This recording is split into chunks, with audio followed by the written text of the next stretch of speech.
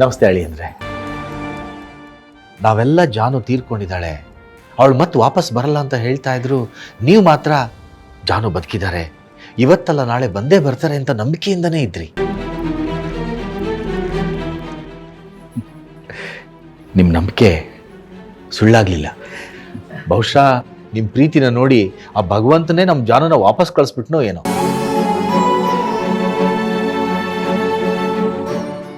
ಹೌದು ಅಳಿಯಂದ್ರೆ, ನಮ್ಮ ಜಾನುಗೆ ನಿಮ್ಮ ಜೊತೆ ಬದುಕೋ ಋಣ ಇನ್ನೂ ಇದೆ ಅಂತ ಕಾಣುತ್ತೆ.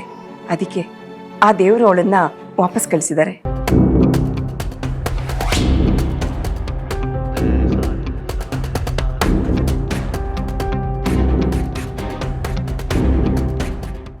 ಅಳಿಯಂದ್ರೆ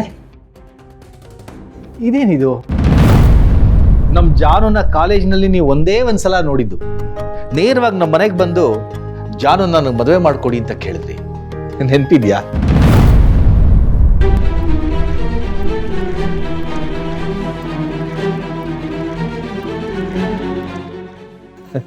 ಆದ್ರೆ ಈಗ ನೋಡಿದ್ರೆ ಜಾನು ನೋಡ್ಬಿಟ್ಟು ಗಾಬರಿ ಮಾಡ್ಕೊಳ್ತಿದ್ದೀರಲ್ಲ, ಯಾಕೇನಾಯ್ತು? ಮಾವ, ಅದು ಗಾಬರಿ ಅಲ್ಲ. ಜಾನು ಅವ್ರನ್ನ ಯಾವಾಗ ನೋಡ್ತೀನೋ, ಅವ್ರ ಹತ್ರ ಯಾವಾಗ ಮಾತಾಡ್ತೀನೋ ಅನ್ನೋ ಆತ್ರ. ನೀವು ಇದೇ ತರ ನಿಲ್ಸಿ ಮಾತಾಡ್ತಿದ್ರೆ ಇವರಿಬ್ರು ಈಗಲೇ ಓಡಾಗ್ಬಿಡ್ತಾರೆ ಅಷ್ಟೇ.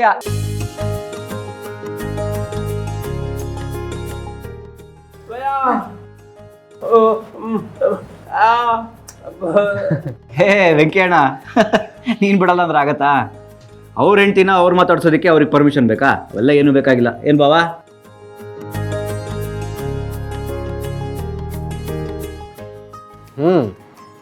ಜಾನ್ನ ಇವರು ತುಂಬಾ ಪ್ರೀತಿಸ್ತಾರಲ್ವಾ, ಇಷ್ಟು ದಿನ ಆದ್ಮೇಲೆ ಆ ಪ್ರೀತಿನ ಹೇಗ್ ತೋರ್ಸೋದು ಅಂತ ಕಾಯ್ತಾ ಇದ್ದಾರೆ ಅಲ್ವಾ ಜಯನ್ ಸರ್?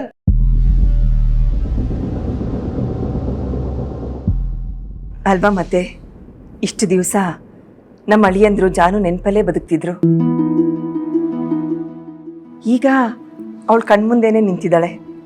ಪಾಪ, ಅವರನ್ನ ನಾವೆಲ್ಲ ಹೀಗೆ ಪ್ರಶ್ನೆ ಮೇಲೆ ಪ್ರಶ್ನೆ ಕೇಳ್ತಿದ್ರೆ ಅವ್ರಿಗೂ ಒಂಥರ ಆಗತ್ತಲ್ವಾ?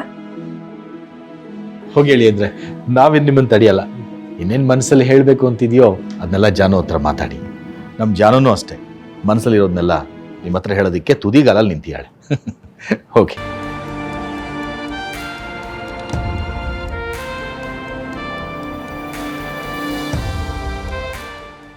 ಜಯಂತ್ ಅವರೇ, ಕಣ್ಣಲ್ಲೇ ಮಾತಾಡಿದ್ ಸಾಕು. ನಿಮ್ಮ ಪ್ರೀತಿ ದೇವತೆ ನಿಮ್ಮ ಕಣ್ಮುಂದೆ ಇದ್ದಾಗ ಮನ್ಸಾರೆ ಮಾತಾಡ್ತಿರಂತೆ.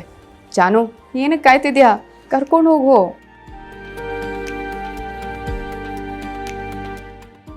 ಹೋಗಿ ಹೇಳಿ.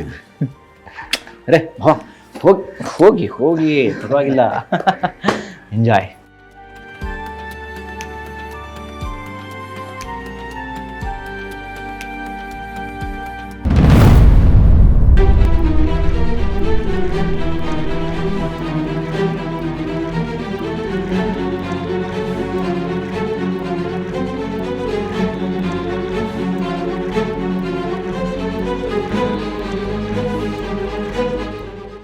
ಚಿಂಗಿ ಮರಿ